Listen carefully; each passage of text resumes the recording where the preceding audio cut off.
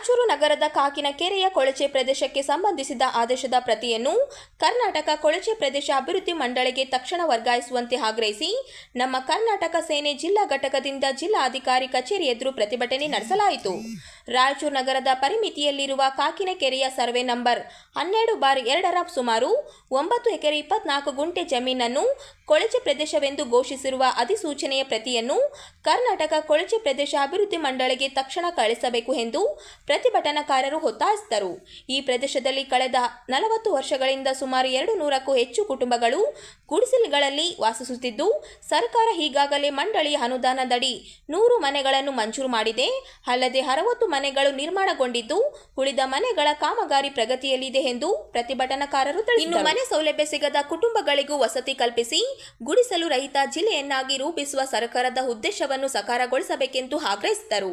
ಅಲ್ಲದೆ ಕಾಕಿನಕೆರೆಯ ಜಮೀನಿನ ಪಹಣಿಯಲ್ಲಿ ಇನ್ನೂ ಖಾಸಗಿ ಜಮೀನು ಎಂದು ದಾಖಲಾಗಿರುವುದನ್ನು ತಕ್ಷಣ ಸರಿಪಡಿಸಿ ಸರ್ಕಾರಿ ಜಮೀನು ಎಂದು ದಾಖಲಿಸಬೇಕೆಂದು ಜಿಲ್ಲಾ ಆಡಳಿತವನ್ನು ಒತ್ತಾಯಿಸಿದರು. ಈ ಸಂದರ್ಭದಲ್ಲಿ ಕೆ. ಗೊಂಡಪ್ಪ, ನರಸರೆಡ್ಡಿ, ಯುಕೆ ಚಿದಾನಂದಪ್ಪ, ರಂಗಪ್ಪ ನಾಯಕ ಸೇರಿದಂತೆ ಅನೇಕರು ಉಪಸ್ಥಿತರಿದ್ದರು. ಏನಂದರೆ ರಾಯಚೂರು ನಗರ ಪರಿಮಿತಿಯಲ್ಲಿ ಬರುವ ಕಾಕಿನಕೆರೆಯ ಜಮೀನು ಸರ್ವೆ ನಂಬರ್ 12/2 ವಿಸ್ತೀರ್ಣ 9 ಎಕರೆ 24 ಗುಂಟೆ ಖಾಸಗಿ ಜಮೀನು ಕೊಳಚೆ ಪ್ರದೇಶವೆಂದು ಘೋಷಣೆ ಮಾಡಿದ ಉಲ್ಲೇಖಿತ ಅಧಿಸೂಚನೆ ಆದೇಶ ಪ್ರತಿಯನ್ನು ಕರ್ನಾಟಕ ಕೊಳಚೆ ಪ್ರದೇಶ ಅಭಿವೃದ್ಧಿ ಮಂಡಳಿ ರಾಯಚೂರಿವರೆಗೆ ಕಳಿಸಲು ವಿನಂತಿಸುತ್ತಾ ಸದರಿ ಕರ್ನಾಟಕ ಕೊಳಚೆ ಪ್ರದೇಶ ಅಭಿವೃದ್ಧಿ ಮಂಡಳಿ ಅನುದಾನದಡಿಯಲ್ಲಿ ಬಡ ಕುಟುಂಬಗಳ ವಾಸಿಸಲು ಸರ್ಕಾರದಿಂದ 100 ಮನೆಗಳು ಮಂಜೂರು ಮಾಡಿ ಆದೇಶ ಹೊರಡಿಸಿತ್ತು. ಈ ಪ್ರದೇಶದಲ್ಲಿ ಸುಮಾರು 200 ಕುಟುಂಬಗಳು 40 ವರ್ಷಗಳಿಂದ ಗುಡಿಸಲುಗಳಲ್ಲಿ ವಾಸವಾಗಿರುತ್ತಾರೆ. ಪ್ರಸ್ತುತ ಕರ್ನಾಟಕ ಕೊಳಚೆ ಪ್ರದೇಶ ಅಭಿವೃದ್ಧಿ ಮಂಡಳಿಯಿಂದ ಸುಮಾರು 60 ಮನೆಗಳು ನಿರ್ಮಾಣ ಮಾಡಲಾಗಿದೆ. ಇನ್ನೂ ಮನೆಗಳ ನಿರ್ಮಾಣ ಹಂತದಲ್ಲಿವೆ ಹಾಗೂ 40 ವರ್ಷಗಳಿಂದ ಗುಡಿಸಲುಗಳಲ್ಲಿ ವಾಸ ಮಾಡುತ್ತಿರುವ ಕುಟುಂಬಗಳಿಗೂ ಮನೆಗಳನ್ನು ಮಂಜೂರು ಮಾಡಿ ಸರ್ಕಾರದ ಉದ್ದೇಶದಂತೆ ಗುಡಿಸಲು ರಹಿತ ಜಿಲ್ಲೆಯನ್ನಾಗಿ ಪರಿವರ್ತಿಸಬೇಕಾಗಿದೆ. ಸದರಿ ಕಾಕಿನಕೆರೆಯ ಜಮೀನು ಪಾಣಿಯ ಪತ್ರಿಕೆಯಲ್ಲಿ ಈಗಲೂ ಖಾಸಗಿ ಜಮೀನು ಎಂದು ನಮೂದಿಸಲಾಗಿರುತ್ತದೆ. ಇದನ್ನು ತಕ್ಷಣವೇ ಸರ್ಕಾರಿ ಜಮೀನು ಎಂದು ಪಾಣಿ ಪತ್ರಿಕೆಯಲ್ಲಿ ನಮೂದಿಸಲು ಸಂಬಂಧಪಟ್ಟ ಅಧಿಕಾರಿಗಳಿಗೆ ಆದೇಶಿಸಬೇಕೆಂದು ನಮ್ಮ ಸಂಘಟನೆ ಆಗ್ರಹಿಸುತ್ತದೆ. ಬಡಾವಣೆಯ ಕಾಕಿನಕೆರೆಯ ನಿವಾಸಿಗಳಿಗೆ ಸುಮಾರು ದಿನಗಳಿಂದ ನಿರಂತರವಾಗಿ ನಮ್ಮ ಬಡಾವಣೆ ಜನರು ಮತ್ತು ಸಂಘದವರು ನಮ್ಮ ಕಡೆಯಿಂದ, ನಮ್ಮ ಶಾಸಕರ ಕಡೆಯಿಂದ ಮತ್ತು ಎಲ್ಲರ ಕಡೆಯಿಂದ ಭಾಳಷ್ಟು ಸಲ ನಾವು ಜಿಲ್ಲಾಡಳಿತಕ್ಕೆ ಮತ್ತು ಕೇಂದ್ರ ರಾಜ್ಯ ಸರ್ಕಾರಕ್ಕೆ ಮನವಿ ಪತ್ರ ಕೊಟ್ಟಿದ್ದೇವೆ. ಇದಕ್ಕಾಗಿ ಅಂದರೆ ನಮ್ಮ ಬಡಾವಣೆಗೆ ಹಕ್ಕುಪತ್ರ ನೀಡುವ ಬಗ್ಗೆ ಸುಮಾರು ಅಲ್ಲಿ 300-400 ಜನ ಕೂಲಿ ಕಾರ್ಮಿಕರು ವಾಸಿಸುವ ಸ್ಥಳ. ಸುಮಾರು 30-40 ವರ್ಷದಲ್ಲಿ ನಿರಂತರ ಅಲ್ಲೇ ಇದ್ದಂಥ ವಾಸಿಸುತ್ತಿರುವಂಥ ಜನಗಳಿಗೆ ಹಕ್ಕುಪತ್ರ ನೀಡಬೇಕಂತ ನಾವು ಅನೇಕ ಬಾರಿ ಜಿಲ್ಲಾಧಿಕಾರಿಗಳಿಗೆ ಮನವಿ ಪತ್ರ ಕೊಟ್ಟಿವಿ, ಸರ್ಕಾರ ಮತ್ತು ಮಂತ್ರಿಗಳಿಗೆ ಮನವಿ ಪತ್ರ ಕೊಟ್ಟಿವಿ. ಆದರೆ ಯಾರೂ ಸ್ಪಂದಿಸ್ತಾ ಇಲ್ಲ. ಅದಕ್ಕಾಗಿ ಇದಕ್ಕಿಂತ ಮುಂಚೆ ಸ್ಲಂ ಬೋರ್ಡ್ ಕಡೆಯಿಂದ ನಮ್ಮ ಕಾಕಿನಕೆರೆಗೆ 100 ಮನೆಗಳು ನಮ್ಮ ಶಾಸಕರು ಒದಗಿಸಿದರು. ಆದರೂ ಅದಕ್ಕೂ ಹಕ್ಕುಪತ್ರಗಳನ್ನು ಕೊಟ್ಟಿದ್ದಾರೆ. ಸುಮಾರು 100 ಮನೆಗಳು ಆಗಿರಲಿ 60 ಮನೆಗಳು ನಿರ್ಮಾಣಗೊಂಡು ಪೂರ್ಣಗೊಂಡು ವಾಸಿಸ್ತಾ ಇದ್ದಾರೆ. ಅದು ಸ್ಲಂ ಬೋರ್ಡ್ ಕಡೆಯಿಂದನೂ ನಮ್ಗೆ ಆ ಮನೆಗಳಿಗೆ ಹಕ್ಕುಪತ್ರಗಳು ಕೊಟ್ಟಿದ್ದಾರೆ. ಅದಕ್ಕಾಗಿ ಇವತ್ತು ನಮ್ಮ ಜಿಲ್ಲಾಡಳಿತಕ್ಕೆ, ಜಿಲ್ಲಾಧಿಕಾರಿಗಳಿಗೆ ಗಮನಕ್ಕೆ ತರಬೇಕಂತೇಳಿ ಇವತ್ತು ನಮ್ಮ ಕೊಂಡಪ್ಪವ್ರ ನೇತೃತ್ವದಲ್ಲಿ ನಮ್ಮ ಕರ್ನಾಟಕ ಸೇನೆ ವತಿಯಿಂದ ನಮ್ಮ ಬಡಾವಣೆ ಎಲ್ಲ ಹೆಣ್ಣುಮಕ್ಕಳು, ಯುವಕರು, ಹಿರಿಯರ ಕಡೆಯಿಂದ ಮನವಿ ಪತ್ರವನ್ನು ಕೊಡಲಾಗಿ ಇವತ್ತು ನಾವು ಬಂದಿದ್ದೇವೆ. ಅದೇ ರೀತಿ ನಮ್ಮ ಜಿಲ್ಲಾಧಿಕಾರಿಗಳಿಗೆ ಮನವಿ ಮಾಡ್ತೀವಿ, ದಯಮಾಡಿ ನಮ್ಮ ಬಡ ಜನರಿಗೆ ನಿಮ್ಮ ಸಹಕಾರ ಕೊಟ್ಟು ದಯವಿಟ್ಟು ನಮಗೆ ಹಕ್ಕುಪತ್ರ ನೀಡಬೇಕಂತೇಳಿ ನಮ್ಮ ಜಿಲ್ಲಾಧಿಕಾರಿ ವತಿಯಿಂದ ರಾಜ್ಯ ಸರ್ಕಾರಕ್ಕೆ ಒತ್ತಾಯಿಸ್ತಾ ಇದ್ದೀವಿ. ಅದೇ ರೀತಿ ನಮ್ಮ ಶಾಸಕರು ಹೇಳಿದರು, ಇದಕ್ಕಿಂತ ಮುಂಚೆ ಬಂದು ಹೇಳಿದರು ನಮ್ಮ ಶಾಸಕರು ಕೊಡಲೇಬೇಕು, ಅವ್ರಿಗೆ ಭಾಳ ವರ್ಷದಿಂದ ಇಲ್ಲೇ ಇದ್ದಾರೆ ಅಂತ ಹೇಳಿದರು. ಇದಕ್ಕಿಂತ ಮುಂಚೆ ಜಿಲ್ಲಾಧಿಕಾರಿಗಳು ಆಯ್ತು ಸರ್ ನಾವು ಮಾಡ್ತೀವಿ ಅಂತ ಹೇಳಿದ್ರು. ಅದೇ ರೀತಿ ನಮ್ಮ ಕಮಿಷನರ್ ಜುಬೇನ್ ಪಾತ್ರ ಅವರಿಗೂ ಹೋಗಿ ನಾವು ಮನವಿ ಪತ್ರ ಕೊಟ್ಟಿದ್ದೀವಿ. ಅವರು ಹೇಳಿದ್ದಾರೆ ನಾವು ಮಾಡ್ತೀವಿ ಸರ್ ಅಂತ. ಅನೇಕರು ಬಂದು ಬರ್ತಾ ಇದ್ದಾರೆ, ನಾವು ಮನವಿ ಪತ್ರ ಕೊಡ್ತಾ. ವಿಧಾನಸಭಾ ಕ್ಷೇತ್ರದ ಕ್ಷೀರಭಾಗ್ಯ ಯೋಜನೆ ಅಡಿ ಮಕ್ಕಳಿಗೆ ನೀಡಲಾಗುವ ಹಾಲಿನ ಪೌಡರ್ ಅಕ್ರಮವಾಗಿ ಗ್ರಾಮಾಂತರ ಕ್ಷೇತ್ರದ ಗಬ್ಬೂರು ಬಳಿಯ ಸುಲ್ತಾನಪುರ ಗ್ರಾಮದಿಂದ ಹೈದರಾಬಾದ್ ಸಾಗಾಣಿಕೆ ಮಾಡಲಾಗುತ್ತಿದೆ. ಇದನ್ನು ಭೇದಿಸದಿದ್ದರೆ ಹೋರಾಟ ತೀವ್ರಗೊಳಿಸಲಾಗುವುದು ಎಂದು ಗಿನ್ನೆಸ್ ಗುರು ಬಿಜೆಪಿ ಗ್ರಾಮೀಣ ಮಂಡಳದ ಅಧ್ಯಕ್ಷರಾದ ಮಹಂತೇಶ ಮುಕ್ತಿ ಅವರು ಎಚ್ಚರಿಸಿದರು. ಅವರಿಂದು ನಗರದ ಸುದ್ದಿಗಾರರೊಂದಿಗೆ ಮಾತನಾಡಿ, ರಾಯಚೂರು ಗ್ರಾಮಾಂತರ ಕ್ಷೇತ್ರದ ಸುಲ್ತಾನಪುರ ಗ್ರಾಮದ ಹೊರವಲಯ ಶರಣಬಸವ ನಾಗೇಂದ್ರ ಅವರ ನಿವಾಸದಲ್ಲಿ ಸುಮಾರು 28 ಕ್ವಿಂಟಲ್ ಕ್ಷೀರಭಾಗ್ಯದ ಹಾಲಿನ ಪುಡಿ ದಾಸ್ತಾನು ಸಂಗ್ರಹಿಸಲಾಗಿದೆ. ರಾಜ್ಯ ಸರ್ಕಾರದ ಮಹತ್ವಾಕಾಂಕ್ಷಿ ಯೋಜನೆ ಅಡಿ ಅಪೌಷ್ಟಿಕ ನಿವಾರಣೆ ಮಾಡುವ ಉದ್ದೇಶದಿಂದ ಶಾಲೆಯ ಮಕ್ಕಳಿಗೆ ಹಾಲಿನ ಪೌಡರ್ ವಿತರಿಸಲಾಗುತ್ತದೆ. ಗ್ರಾಮದ ಕಟ್ಟಡವೊಂದರಲ್ಲಿ ಸುಮಾರು 20ಕ್ಕೂ ಅಧಿಕ ಕ್ಷೀರಭಾಗ್ಯದ ಹಾಲಿನ ಪುಡಿಯ ಚೀಲಗಳು ಪತ್ತೆಯಾಗಿವೆ. ಸರ್ಕಾರಿ ಶಾಲೆ ಮಕ್ಕಳಿಗೆ ಬಿಸಿ ಊಟದ ಜೊತೆಗೆ ಹಾಲು ವಿತರಿಸಲು ಹಾಲಿನ ಪುಡಿ ನೀಡಲಾಗಿದೆ. ಕಾಳಸಂತೆಯಲ್ಲಿ ಮಾರಾಟ ದೂರಿನ ಮೇಲೆ ಅಧಿಕಾರಿಗಳು ದಾಳಿ ನಡೆಸಿ ಜಪ್ತಿ ಮಾಡಿದ್ದಾರೆ ಎಂದರು. ಆದರೆ ಕಳೆದ 2 ವರ್ಷಗಳಿಂದ ಅಕ್ರಮವಾಗಿ ಹಾಲಿನ ಪೌಡರ್ ಸಾಗಾಣಿಕೆ ಮಾಡಲಾಗುತ್ತದೆ. ಸರ್ಕಾರದ ಕ್ಷೀರಭಾಗ್ಯ ಯೋಜನೆಗೆ ಸಂಬಂಧಪಟ್ಟಿರ್ತಕ್ಕಂಥ ಒಂದು ಹಾಲಿನ ಪುಡಿ ಪ್ಯಾಕೆಟ್ಗಳನ್ನ ನಿನ್ನೆ ದಿನ ಅಕ್ರಮ ರಾಯಚೂರು ಗ್ರಾಮೀಣ ಕ್ಷೇತ್ರದ ವ್ಯಾಪ್ತಿಗೆ ಬರತಕ್ಕಂತ ಸುಲ್ತಾನ್ಪುರ ಗ್ರಾಮದಲ್ಲಿ ಒಂದು ಊರಿನ ಹೊರವಲಯದಲ್ಲಿರ್ತಕ್ಕಂಥ ಒಂದು ಅಕ್ರಮವಾಗಿ ದಾಸ್ತಾನು ಮಾಡಿ ಅದನ್ನ ಹೈದರಾಬಾದ್ಗೆ ಮಾರಾಟ ಮಾಡತಕ್ಕಂತ ಒಂದು ವ್ಯವಸ್ಥಿತ ಜಾಲ ನಿನ್ನೆ ಪತ್ತೆ ಆಗಿದೆ. ಕಳೆದ 2 ವರ್ಷಗಳಿಂದಲೂ ಕೂಡ ಈ ಒಂದು ಅವ್ಯವಹಾರ ನಡೀತಾ ಬಂದಿದೆ ಅಂತಕ್ಕಂಥದ್ದು ಕೂಡ ನಮ್ಮ ಹಲವಾರು ಕಾರ್ಯಕರ್ತರು ತಿಳಿಸಿಕೊಟ್ಟಿದ್ರು. ಈ ಒಂದು ಸಂದರ್ಭದಲ್ಲಿ ನಮ್ಮ ಅಧಿಕಾರಿಗಳು ಕೂಡ ಒಂದು ಸಂದರ್ಭದಲ್ಲಿ ನಿನ್ನೆ ದಾಳಿ ಮಾಡಿದ್ದಾರೆ. ಪೊಲೀಸ್ ಅಧಿಕಾರಿಗಳು ಕೂಡ ಅವ್ರ ಜೊತೆಯಲ್ಲಿ ಇದ್ರು ಅಂತಕ್ಕಂಥದ್ದು ಕೂಡ ಗೊತ್ತಾಗಿದೆ.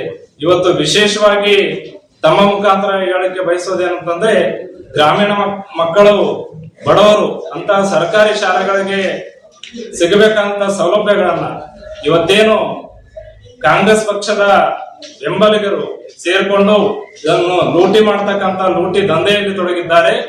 ಆ ಒಂದು ದಂಧೆಯನ್ನ ಕಳೆದ 2 ವರ್ಷಗಳಿಂದಲೂ ಕೂಡ ಅದು ಇರ್ತಕ್ಕಂಥದ್ದು ಬೇನಾಮಿ ಹೆಸರಲ್ಲಿ ಒಂದು ಟೆಂಡರ್ ಅನ್ನು ತಗೊಂಡು ಕಾಂಗ್ರೆಸ್ ಮುಖಂಡರು ಕೂಡ ಇದನ್ನು ನಡೆಸ್ತಾ ಇದ್ದಾರೆ ಅಂತಕ್ಕಂಥದ್ದು ದಾಳಿಯಲ್ಲಿ ಬಹಳ ಸ್ಪಷ್ಟವಾಗಿ ಗೋಚರ ಆಗ್ತಾ ಇದೆ.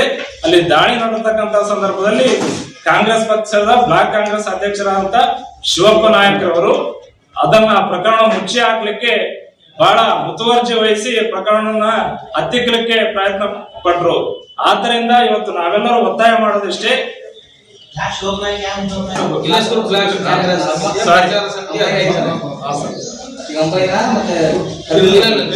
ನಾಯಕ್ ಪ್ರಚಾರ ಸಮಿತಿ ಅಧ್ಯಕ್ಷರು, ವಿಲೇಸೂರು ಬ್ಲಾಕ್ ನ ಪ್ರಚಾರ ಸಮಿತಿ ಅಧ್ಯಕ್ಷರಾದಂತ ಶಿವಪ್ಪ ನಾಯಕರವರು ಆ ಪ್ರಕರಣವನ್ನು ಮುಚ್ಚಿ ಹಾಕ್ಲಿಕ್ಕೆ ಬಹಳಷ್ಟು ಪ್ರಯತ್ನ ಪಟ್ರು. ಆ ಒಂದು ಸಂದರ್ಭದಲ್ಲಿ ಇವತ್ತೇನು ಮಾಧ್ಯಮ ಮುಖಾಂತರ ಕೂಡ ಈಗಾಗಲೇ ಸುದ್ದಿ ಬಂದಿದೆ ಅಂತ ಗೊತ್ತಾಗ್ತಾ ಇದೆ. ದಯವಿಟ್ಟು ತಮ್ಮ ಮುಖಾಂತರ ಕೇಳಿಕೊಳ್ಳೋದು ಏನಂತಂದ್ರೆ, ಇದರಲ್ಲಿ ಅಧಿಕಾರಿಗಳು ಕೂಡ ಶಾಮೀಲಾಗಿದ್ದಾರೆ ಅಂತಕ್ಕಂಥದ್ದು ಮೇಲ್ನೋಟಕ್ಕೆ ಗೋಚರ ಆಗ್ತಾ ಇದೆ.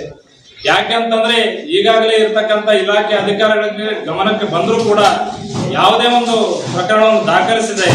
ಇದನ್ನ ರಾಯಚೂರು ಗ್ರಾಮೀಣಕ್ಕೆ ಸಂಬಂಧಪಟ್ಟಿದೆ, ನಮ್ಮ ರಾಯಚೂರು ಗ್ರಾಮಾಂತರಕ್ಕೆ ಸಂಬಂಧಪಟ್ಟಿರ್ತಕ್ಕಂಥ ಶಾಲೆಗಳಿಗೆ ಸಿಗಬೇಕಾದಂತ ಒಂದು ಕ್ಷೀರಭಾಗ್ಯ ಯೋಜನೆ ಏನಿದೆ ಅದರ ಮುಖಾಂತರ ಇಲ್ಲಿ ಡಿಸ್ಟ್ರಿಬ್ಯೂಟ್ ಆಗಿರ್ತಕ್ಕಂಥದ್ದು ಅಕ್ರಮವಾಗಿ ಅಲ್ಲಿ ದಾಸ್ತಾನು ಮಾಡಿ ಪ್ರತಿ ದಿನವೂ ಕೂಡ ಈ ಒಂದು ವ್ಯವಹಾರ ನಡೀತಾ ಇದೆ ಅಂತಕ್ಕಂಥದ್ದು ಕೂಡ ಗಮನಕ್ಕೆ ಬಂದಿದೆ.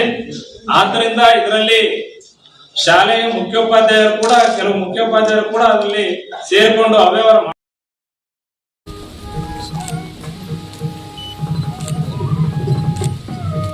ಸರ್ಕಾರ ಬಿಡುಗಡೆಗೊಳಿಸುವ ಅಭಿವೃದ್ಧಿ ಕಾಮಗಾರಿಗಳ ಅಭಿವೃದ್ಧಿಯಲ್ಲಿ ಕೆಲ ಕೊರತೆಗಳನ್ನು ಕಾರ್ಪೊರೇಟರ್ ಸಂಸ್ಥೆಗಳ CSR ಅನುದಾನದಡಿ ಪೂರ್ಣಗೊಳಿಸಲು ಅನುಕೂಲವಾಗುತ್ತದೆ ಎಂದು ಸಂಸದರಾದ ಜಿ ಕುಮಾರ್ ನಾಯ್ಕ್ ಅವರು ಹೇಳಿದರು.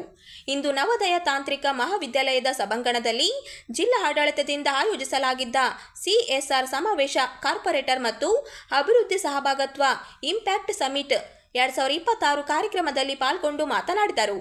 ಕಾರ್ಪೊರೇಟರ್ ಸಂಸ್ಥೆಗಳು ಬರುವ ಲಾಭಾಂಶವನ್ನು ಸಂಸ್ಥೆಯ ಅಭಿವೃದ್ಧಿಗೆ ಬಳಸುವುದರೊಂದಿಗೆ ನಿರ್ದಿಷ್ಟ ಮೊತ್ತವನ್ನು ಸಾಮಾಜಿಕ ಜವಾಬ್ದಾರಿಯ ಕಾರ್ಯಕ್ರಮಗಳಿಗೂ ನೇರು ನೀಡುವುದರಿಂದ ಹಿಂದುಳಿದ ಜಿಲ್ಲೆಗಳ ಸಮಗ್ರ ಅಭಿವೃದ್ಧಿಗೆ ಅನುಕೂಲವಾಗುತ್ತದೆ.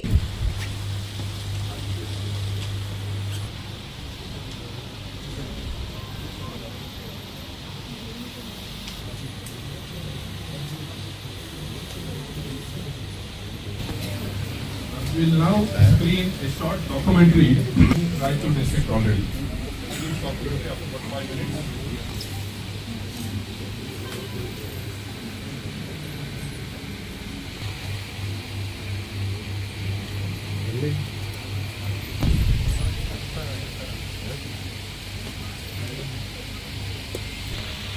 ಕೃಷ್ಣಾ ಮತ್ತು ತುಂಗಭದ್ರಾ ಮಹಾನದಿಗಳ ನಡುವೆ ಹರಡಿರುವ ಫಲವತ್ತಾದ ದೋಡಿನ ಭತ್ತದ ಗದ್ದೆಗಳ ಸೊಬಗು, ರಾಜ್ಯದ ಶಕ್ತಿಯ ಅವಿಭಾಜ್ಯ ಕೇಂದ್ರ, ದೇಶದ ಭವ್ಯ ಕೋಟೆಗಳ ವೈಭವ, ಮಸ್ಕಿಯ Ashoka ಶಿಲಾಸನದ Here as the Deputy Commissioner long time back, substantially long time back, that was in 1999 to 2002.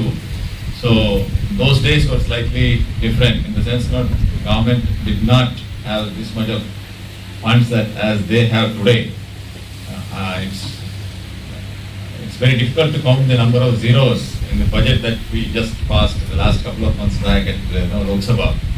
Over 55 lakh crores, 55 lakh crores, unimaginable. We had no idea as to how many zeros that we have just cleared. Similarly, Karnataka state also has over 3.5 to 4 lakh crore budget, unimaginable. Earlier it used to be less than a lakh of crores, and we did have shortage of funds for developmental activities. Today we seem to have enough funds. We should have become a very developed district or developed country long time back. Is it so? Why has it not happened?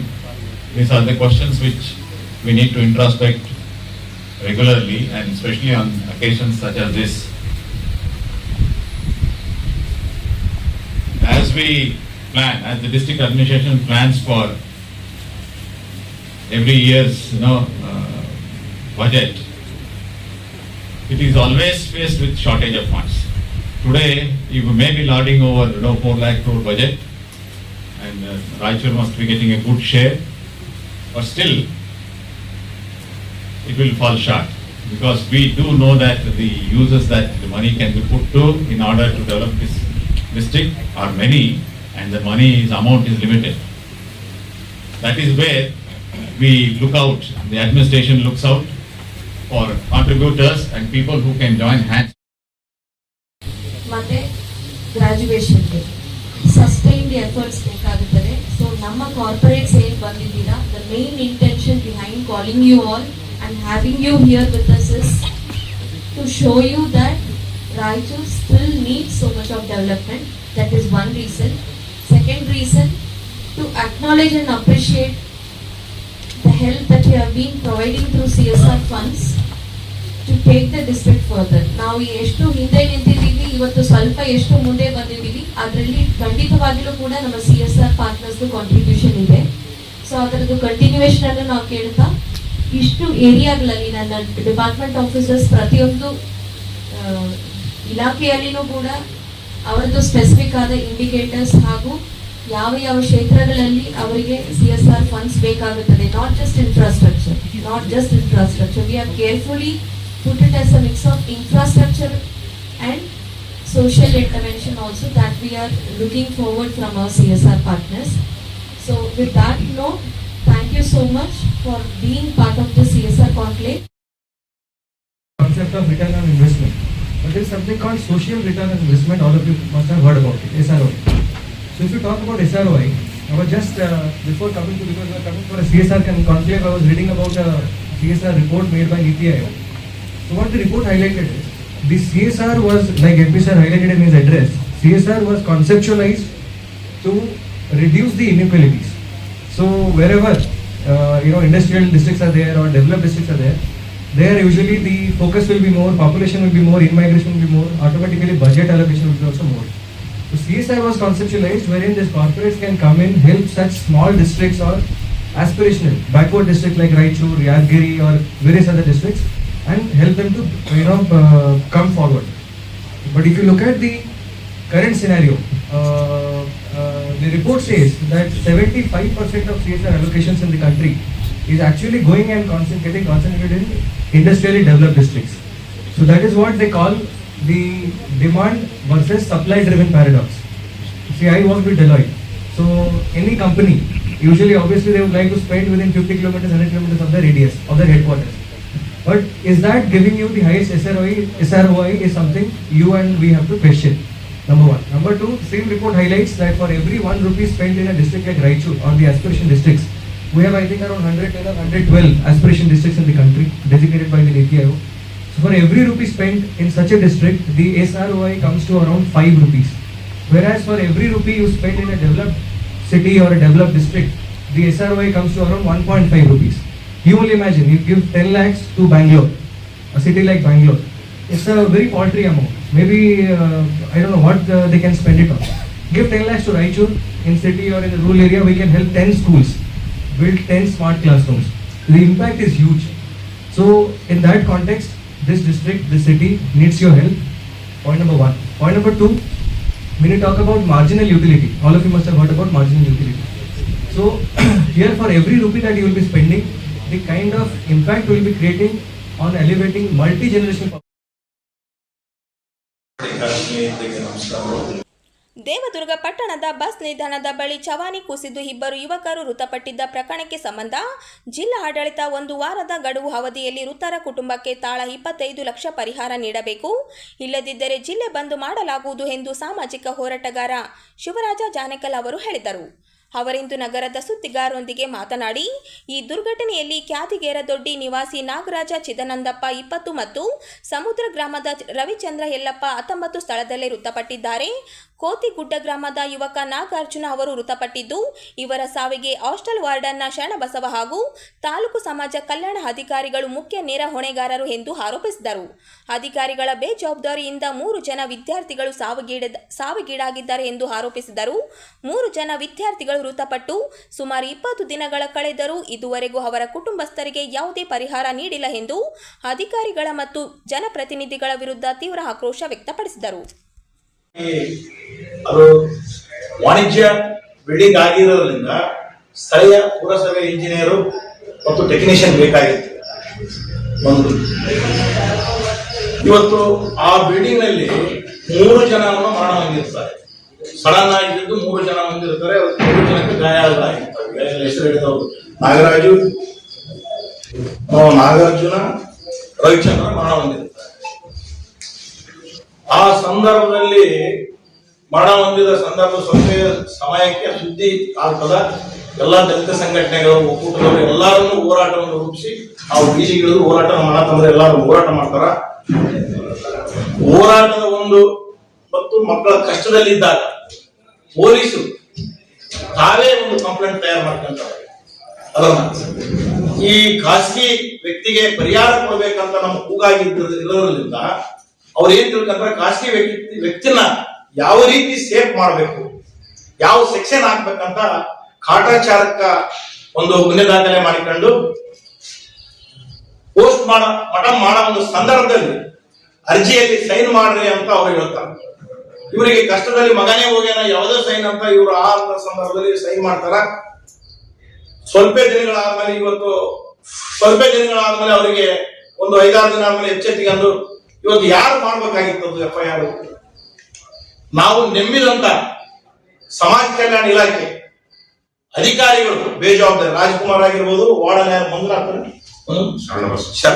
Sharanabasava warden ಇವರು ತಮ್ಮ ವಸತಿ ನಿಲಯದಲ್ಲಿ ಇರತಕ್ಕಂಥ ಮಕ್ಕಳ ಜವಾಬ್ದಾರಿಯನ್ನು ತಗೊಂಡು ಇವರೇ ದೂರು ಕೊಡಬೇಕಾಗಿತ್ತು. ಬಾಲಕರು ಬೆಂಗಳೂರಿಗೆ ಇವತ್ತು ವಲಸೆ ಹೋಗಿ ಇವತ್ತು ದುಡಿತಕ್ಕಂಥವ್ರು ಕರೆಸ್ಕೊಂಡ್ಬಂದು ಇವತ್ತು ಇವರು ಎಲ್ಲರೂ ಸೇರಿಕೊಂಡು ಇವತ್ತು ಏನ್ ಆಟ ಆಡ್ತಾರ, ಉದಾಹರಣೆ ಕೊಡ್ತಾರ ಅಂದ್ರೆ ಇಲ್ಲ ಮೆಟ್ರಿಕ್ ಪೂರ್ವಕ ಇವತ್ತು ಡಿಗ್ರಿ ಮುಗಿದಿತ್ತು ಹುಡುಗಂದು, ಇನ್ನ ಫಸ್ಟ್ ಇಯರ್ ಇದ್ದ, ಸೆಕೆಂಡ್ ಇಯರ್ ಇದ್ದ ಅಂತ ಕನ್ಫ್ಯೂಸ್ ಮಾಡಿ ಜಿಲ್ಲಾ ಆಡಳಿತಕ್ಕೆ ತಪ್ಪು ಮಾಹಿತಿ ಕೊಟ್ಟಿದ್ದಾರೆ. ನೇರ ಹೊಣೆ ಇವತ್ತು ರಾಜ್ಕುಮಾರ್ ಸಮಾಜ ಕಲ್ಯಾಣ ಅಧಿಕಾರಿಗಳು, ಶರಣಬಸವ ವಾರ್ಡನಿವರೇ ಇದಕ್ಕೆ ಕಾರಣರಾಗ್ತಾರೆ ಈ ಸಾವಿಗೆ. ಅವರು ಬೇಜವಾಬ್ದಾರಿಯಿಂದ ನಾನು ಮುಂದೆ ಹೇಳ್ತೀನಿ. ಇವತ್ತು ನಮ್ಮ ಜಿಲ್ಲೆಯಲ್ಲಿ ಹಾಸ್ಟೆಲ್ ಅಲ್ಲಿ ಏನ್ ಅವ್ಯವಹಾರ ಏನ್ ಮಾಡ್ತಾ ಇರ್ತಕ್ಕಂಥ ಮುಂದಿನ ದದ್ದಲ್ ಬಸನಗೌಡ ಅವರಿಗೆ ಎರಡನೇ ಹಂತದ ಸಚಿವ ಸಂಪುಟ ವಿಸ್ತರಣೆಯಲ್ಲಿ ಜಿಲ್ಲೆಯ ಗ್ರಾಮೀಣ ಶಾಸಕ ದದ್ದಲ್ ಬಸನಗೌಡ ಇವರಿಗೆ ಸಚಿವ ಸ್ಥಾನ ನೀಡಬೇಕೆಂದು ಮಹರ್ಷಿ ವಾಲ್ಮೀಕಿ ನಾಯಕ ಗೆಳೆಯರ ಬಳಗದ ಅಧ್ಯಕ್ಷ ಎಸ್ ಈರಣ್ಣ ನಾಯಕ ಒತ್ತಾಯಿಸಿದರು. ಅವರಿಂದು ಮಾಧ್ಯಮಗೋಷ್ಠಿ ಉದ್ದೇಶಿಸಿ ಮಾತನಾಡಿ, ಕಾಂಗ್ರೆಸ್ ಸರ್ಕಾರ ಅಧಿಕಾರಕ್ಕೆ ಬಂದಾಗಲೆಲ್ಲ ಜಿಲ್ಲೆಯ ನಾಯಕ ಸಮಾಜಕ್ಕೆ ಅನ್ಯಾಯವಾಗುತ್ತಲೇ ಇದೆ. ಜಿಲ್ಲೆ 7 ವಿಧಾನಸಭಾ ಕ್ಷೇತ್ರಗಳಲ್ಲಿ 4 ಕ್ಷೇತ್ರಗಳ ಕಾಂಗ್ರೆಸ್ ಪಕ್ಷದ ಅಭ್ಯರ್ಥಿಗಳು ಗೆಲುವು ಸಾಧಿಸಿದ್ದಾರೆ. 2 ಬಾರಿ ಶಾಸಕರಾಗಿರುವ ದದ್ದಲ್ ಬಸನಗೌಡ ಇವರಿಗೆ ಸಚಿವ ಸ್ಥಾನ ಸ್ಥಾನ ನೀಡುವ ಮೂಲಕ ಪರಿಶಿಷ್ಟ ಪಂಗಡ ಹಾಗೂ ಜಿಲ್ಲೆಗೆ ಪ್ರಾತಿನಿಧ್ಯ ನೀಡಬೇಕು. ಒಂದು ವೇಳೆಗೆ ಸಚಿವ ಸ್ಥಾನ ನೀಡದೆ ಹೋದಲ್ಲಿ ಕಾಂಗ್ರೆಸ್ ಪಕ್ಷಕ್ಕೆ ಸಮುದಾಯ ಜನರು ತಕ್ಕ ಪಾಠ ಕಲಿಸಬೇಕಾಗುತ್ತದೆ ಎಂದು ಎಚ್ಚರಿಸಿದರು. ದದ್ದಲ್ ಬಸನಗೌಡರವರಿಗೆ, ಶ್ರೀಮಾನ್ಯ ದದ್ದಲ್ ಬಸನಗೌಡರವರಿಗೆ ಈ ಒಂದು 2ನೇ ಹಂತದ ಮಂತ್ರಿ ಪದವಿ ವಿಸ್ತರಣೆಯಲ್ಲಿ ಅವರಿಗೆ ಒಂದು ಅವಕಾಶ ಕೊಡಲೇಬೇಕು ಅಂತಕ್ಕಂಥದ್ದು ನಮ್ಮ ಒತ್ತಾಯ, ವಾಲ್ಮೀಕಿ ಸಮಾಜದ ಒತ್ತಾಯ. ಒಂದು ವೇಳೆ ಕೊಡದೇ ಹೋದರೆ ಮುಂದಿನ ದಿನಮಾನಗಳಲ್ಲಿ ಈ ಸಲ ನಾವು 7 ಸ್ಥಾನಗಳಲ್ಲಿ 7 ಶಾಸಕ ಸ್ಥಾನಗಳಲ್ಲಿ ರಾಯಚೂರು ಜಿಲ್ಲೆಯಿಂದ 7 ಸ್ಥಾನಗಳಲ್ಲಿ ಸಿಂಹಪಾಲಾಗಿ ನಾವು 4 ಸ್ಥಾನಗಳನ್ನು ಕಾಂಗ್ರೆಸ್ ಪಕ್ಷಕ್ಕೆ ಕೊಟ್ಟಿದ್ದೇವೆ ನಮ್ಮ ಸಮಾಜದ.